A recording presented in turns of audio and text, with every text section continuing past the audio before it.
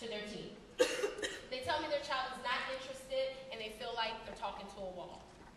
You all in this room have an advantage. Us, the volunteers for TTMB and the CEDC, we've done the heavy lifting for you. All you have to do is pick up where we left off. Excuse me for saying, but unlike some of the adult seminars I've facilitated, your children are eager to learn, excited to see me, and determined to get the answers to their most pressing financial questions.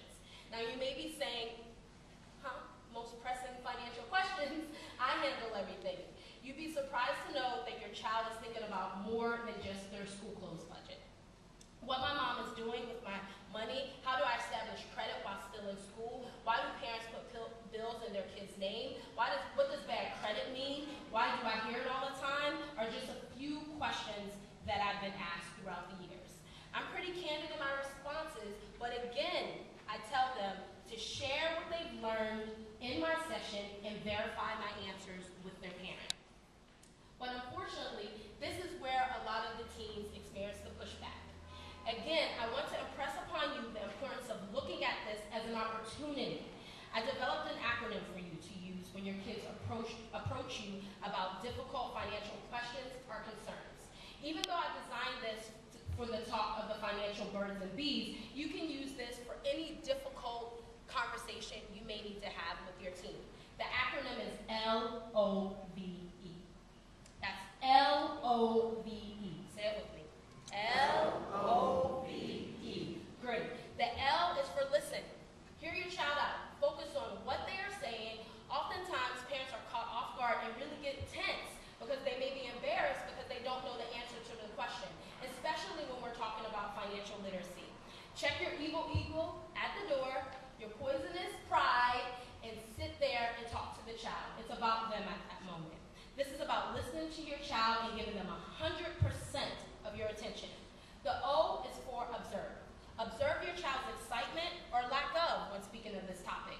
Oftentimes, kids may come home with money anxiety after a conversation about financial literacy or stocks or bonds. I have some clients even now who get anxiety, literally sick, when we have to go over their finances. So your child may have developed that through a talk. You never know if you're not paying attention.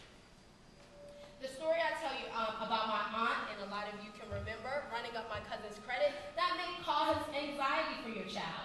You need to find out what they learned in these programs and act on it. V is for verify. Confirm you understand their questions and concerns. If you don't understand what they're asking or trying to make sense of, you may draw the wrong conclusion. For instance, when I talk to my mom today, sometimes she gets very defensive when I talk to her about finance because she feels like I deal with all these people with a lot of money, and I tell her that's not the case. I'm just asking. I just want to know. So if you get defensive, then you won't verify exactly what they're asking and what you need to listen to. Remember, this is new to them. They may not even have enough information to develop a question to ask you. That's where you come in. Lastly, the E, and most importantly, the E is for educate. Educate your child. If you miss the first three, but you educate at the end, you've succeeded. It would be nice to listen, observe, and verify, but at the end of the day, the most important element is knowledge and understanding. The knowledge and understanding your child walks away with. We don't always agree with how we learn, but we are happy that it happens. If you don't know the answer to your child's question, your child is the perfect reason for you to find out. I read a quote, and it said, "A person soon learns how little they know when a child begins to ask questions." If you've been putting off getting financially literate, let the conversation with your child be your springboard. There are a number of books about finances out there. Susie Orman, Dave Ramsey, there's a ton of information on the internet. There is no excuse for all of us to be financially illiterate. Listen, observe, verify, and educate. Let's say it again. LOVE. It's really important. When my mom saw how excited I was about stocks from Granville, she didn't look at it as an opportunity to learn a lesson from her blessing. She didn't understand, so she just listened and moved on. She should have nurtured that enthusiasm and learned a thing or two about stocks so she can teach myself and my siblings.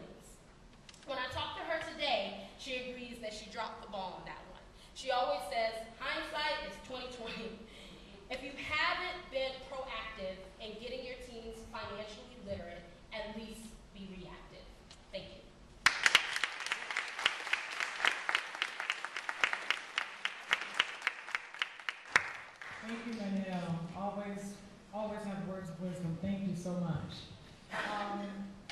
We've come to the awards part of Miss Manyell, she was a very, very informative person for us. I feel that she made her speech comfortable, but also very beneficial. I've taken a lot that she has told us also, you know, to realize that many of our parents and our older family members, they weren't, you know, educated, and she showed us how much she was excited and stuff, and I feel kind of in the same shoes that she was, and I would like to, you know, educate my family members as well, but I think that she is immaculately impeccable, and she knows what she's talking about, and I thank her for everything that she has done for us.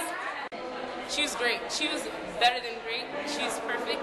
She provided us with all of the tools that were necessary for us to teach our parents, and she did it in a very nice manner. And I like the whole thing that she spoke to us about love, and she emphasized it a lot. Love, which is listen, observe, verify, and educate. And she was, I don't even have words. I'm speechless because of what she said. Like, she was so great. Bring her back again, all right? Please do. Yeah. Hello, my name is Natalia Walker. She truly empowered me this summer to get my finances in order, because if your finances are in order, you're not in order. And that's the most important lesson I learned.